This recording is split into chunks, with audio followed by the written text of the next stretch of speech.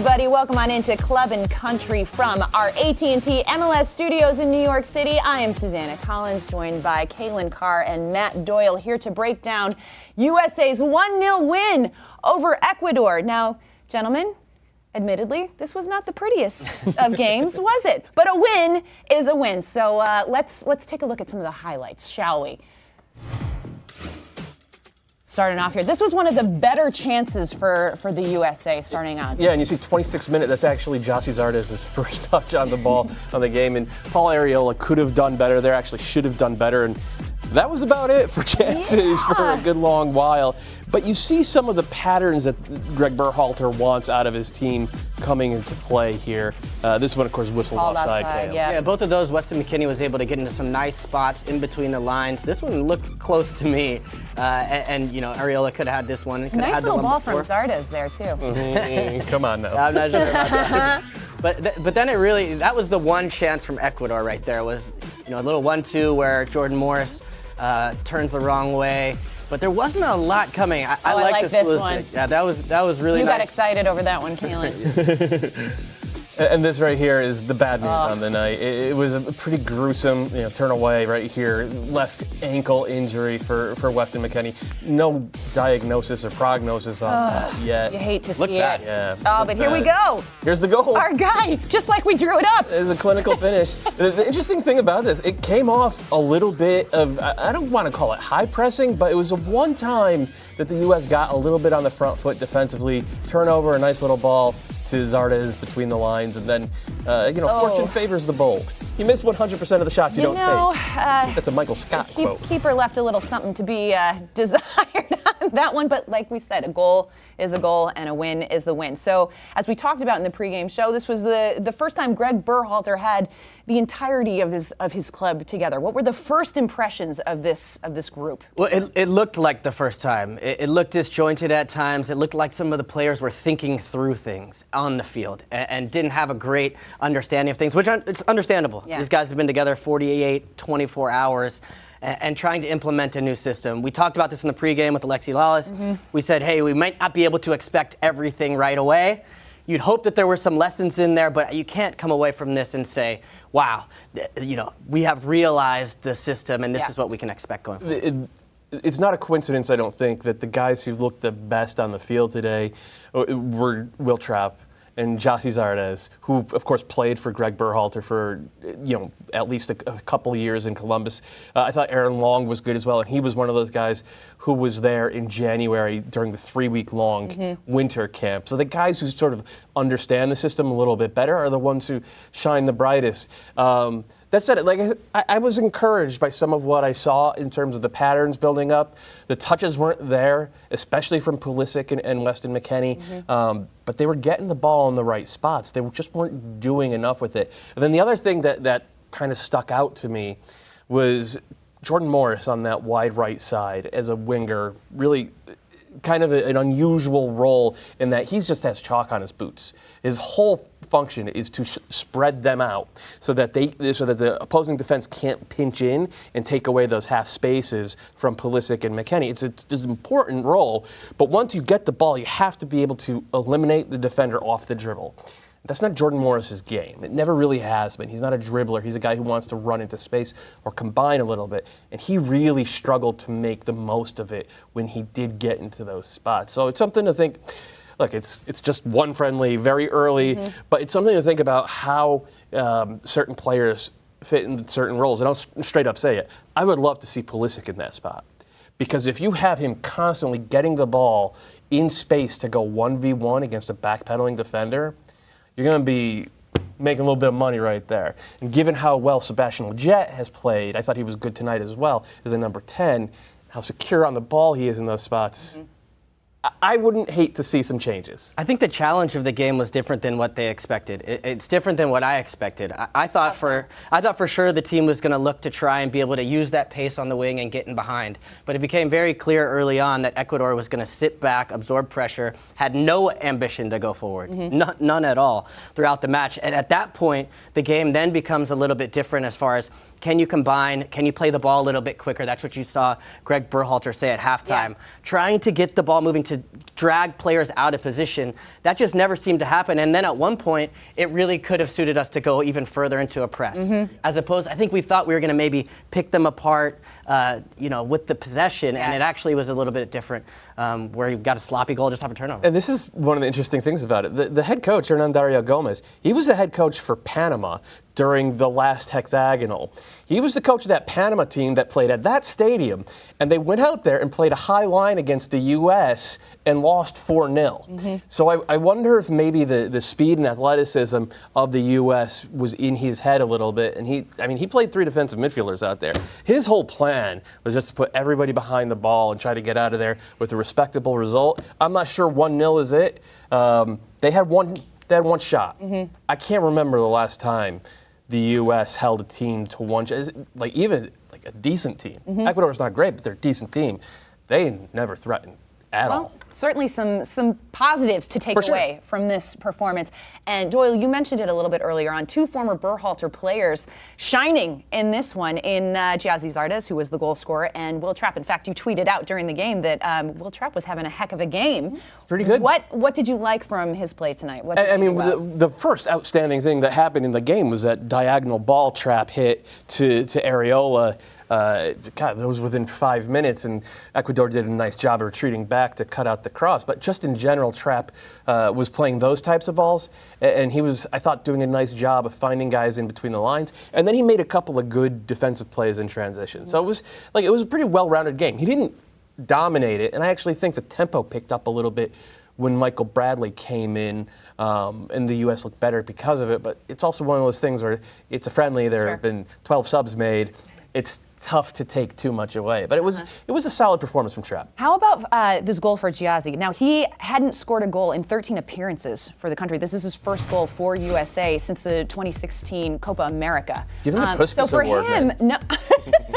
And we said maybe not the flashiest goal in the world, but for Gyasi, especially from a confidence standpoint, how big is this for him? Good. Anytime you can see the ball hit the back of the net, Taylor Twellman did a good job of saying, when you look on the score sheet down the road, it's just going to say Gyasi with the 1-0 goal. And I played with Brian McBride, and McBride was able to. He was always, in finishing sessions, he would always talk about trying to shoot even when it didn't look like there was an opportunity. And McBride had the ability to, just to open a defender's leg just enough to kind of hit it through it. You saw him score so many goals for Fulham that way. But I think Gyasi has some of those qualities in the box to be able to try and create a little bit of space. It wasn't pretty. The game wasn't pretty, but sort of a fitting goal to get the winner there. All right, well, let's talk a little bit about Tyler Adams, because we spoke a lot about him pregame, and there was a ton of chatter about him and him playing at right back leading up to this one. What did we think about Tyler Adams at right back? How did that experience go for you guys? When I talked about the players, I thought were thinking about it a little bit. I could see it sometimes. It was a little bit of a thought of, can I go? Should I go? Should I come back? The first 20 minutes, it's like he forgot that he could come inside. Like he was just staying wide. But then I thought he came into the game pretty well. Absolutely. And look, I think that's a good position for him. I think the verdict on that one is still out as to whether that's going to be the right position, the right system. But look, Tyler's a big player for us. I think in this game, in some point, him getting in the middle and pushing to pressure could have been useful at times to be able to create more opportunities on the break. They definitely tried to do that a little bit in the second half, and every time that Ecuador was able to play out of it, there were a couple times when Tyler did press up, it got skinned. Aaron Long did such a great job of sliding over to cover for him as well. When the lineup came out, I was a little surprised, maybe you guys were as well, to see Long starting instead of Matt Miazga. And I thought, well, maybe it's just because Long knows the system, so you want to have the other thing. Like, maybe at this point, Long is a better player, because he's played 3 games for Greg Berhalter. He has looked fantastic. He has looked absolutely, and he's not just reading the game, but his ability to track guys like Renato and Romario Ibarra. Like that's not easy. There aren't a lot of center backs in North America, in the world really, who could keep up with those guys. And when you set a lineup, you need to think about the relationships and the adjacencies on the field as well. And like when we set this panel. Exactly. Right? But those are 2 guys that know each other well from their time. So that trust between, especially if you're playing a new position, and you're being asked to do different things, knowing that you have Aaron Long behind you is going to give Tyler a lot more freedom to go forward in the attack. All right, well, let's take a look at some of the numbers from this match. Here are some stats from the game. Guys, does anything stand out to you here? Well, just how low everything. Yeah. Not a lot of shots, not a lot of chances. It was that type of match. The U.S. was not able to create very much at all going forward, especially going later into the game or into the second half. I expected them to come out at halftime, make some adjustments, really push forward, and start creating some opportunities that just never seemed to come. Yeah. So I think for the U.S., they'll be a bit disappointed to see at home to have such few opportunities in front of them. I do think it came down to really an inability to capitalize on those wings. Paul Arriola he played tough and he played quick as he always does, but Ecuador's number 4, whose name I'm forgetting right now, Juan Carlos Paredes, did a really nice job defending him in space. And then again, on the right side, it's in this formation, if the team is sitting in, the opponent is sitting in and taking away the half spaces as much as Ecuador is trying to do, the right winger's got it. He's got to be the man. He's got to be the one who is beating guys off the dribble, who's cracking open the defense. And Jordan Morris really struggled with that. And DeAndre Yedlin came in for him. Not really DeAndre Yedlin's game. Mm-hmm. All right, well, guys, we asked you to weigh in. Let's take a look at some of the tweets we got. Paul Kennedy. The legend himself. And defeats everyone for this third shutout win to start Berhalter's tenure. Only other coach to start with 3 wins in modern era, Bob Bradley. Oh, hey, 07. All right, Donovan hat-trick. I remember that win over Ecuador. That one was much more entertaining. Chauncey Zardes named man of the match. Aaron Long, there you go. This guy agrees with you. Long and John Brooks together didn't put a foot wrong all night. And the thing with Brooks in particular is he's such a big, talented athlete. Mm-hmm. He habitually loses the first physical challenge of the game, but he didn't tonight. He looked up for it, and it's nice to see from him. What a great win, Tommy, bringing the positivity. Can't wait to see how you perform Tommy's a little too hyped. Tommy's excited. It may not have been pretty, that's what we said, but a win is a win. That literally is exactly the words that came out of my mouth. We'll take it. Yeah, Susannah, we talked in the pregame too about does this game matter and does results matter in this game? I think most people leaned on the side of saying implementing the system and seeing how that fit together in the long term was the most important thing. But in this case, results do matter. I said it before. I think if you're implementing a system, it's so important for the players to come off the field. And even if you say, hey, we didn't have our best performance tonight, to come back in the locker room with the U.S. team, a win, 3-0 in Berhalter's start, I think they'll realize, hey, the best is still ahead of us as far as the play and understanding all the roles and the tactical nuance that we're trying to implement, which is complicated. But for a win is a win. You'll take it. Winning is better than losing. P.S. Newsflash. I know. That is some deep analysis. Thank you. I am here for the deep analysis. One of the sort of blemishes on the night, the injury to Wes McKennie. He took a nasty collision, went down, fell awkwardly on that ankle, had to be stretchered off. It didn't look good. He was on the field for quite a while. Let's take a look. It just when you do the zoom in on here, you'll kind of see how awkwardly he felt. It just sort of. If anything, it reminds me of the injury that Michael Bradley suffered at Costa Rica, and I want to say 2012 or 13. Yeah. He was out for a bit, and this doesn't. Yeah, that's not a walk it off type of thing. No. It almost seemed like he didn't quite realize the extent of it at first. He was in shock, and then as because he got up for a moment, and I thought that was a promising sign, like as if he was going to consider staying in the match, and then very clearly it became clear that he was not going to continue in this match, and it did have the looks of something that could potentially be long-term. That would be really terrible for him, his club, and for the men's national team as we build this next crop forward. So you're hoping for the best for Wes. Yeah, no official word on that injury yet, but Greg Berhalter did say that he's going to get an X-ray and an MRI. So we will keep our fingers crossed for a best-case scenario on that.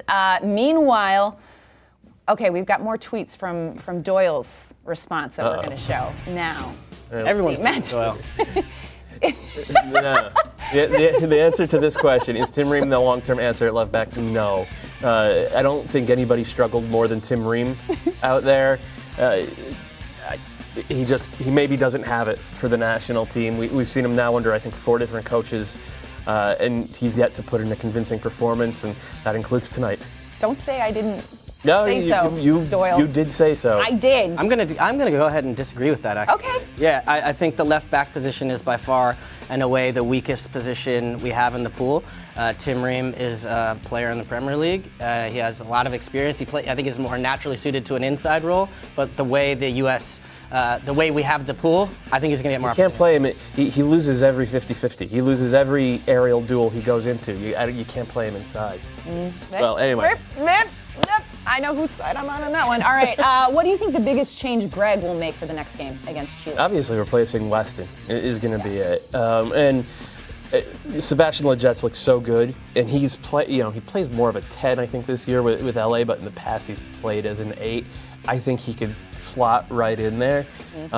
Christian Roldan also in the running, but I would consider bringing most of these guys back. Let's run it back again. Let's see if Pulisic can really do it as the number 10. If we only learn like one way or another, if that's the only thing we learn, whether he can or can't, this camp will have been used well. Lletget came off the bench in those first 2 U.S. matches in January, right? Yeah. Yeah, I think he's ready for a start from the beginning. Yeah. I think he could help in that mid. He brings some energy. He's done well coming off the bench, but I think this case could be an opportunity for him. And with such a short camp, haven't been able to train much. These matches are like training sessions for us right now. So I agree with you. Trying to keep a nucleus and maybe a couple changes. Yeah. But for the most part, I think a similar lineup. All right, let's take a look at another response to Doyle. I like this one. Is Tyler Adams the best U.S. player? I mean, he wasn't tonight, but he wasn't far off of it. And if you ask me a year from now who's the best U.S. player, it's probably going to be him or Christian Pulisic, right? And we can talk about some of the frustrations. Maybe Weston as well. And talk about some of the frustrations that these guys have had, McKennie and Pulisic have had at the club for him. And Pulisic not being particularly impressive tonight. They're 20. All 3 of them are just 20 years old. Their best years are all ahead of them.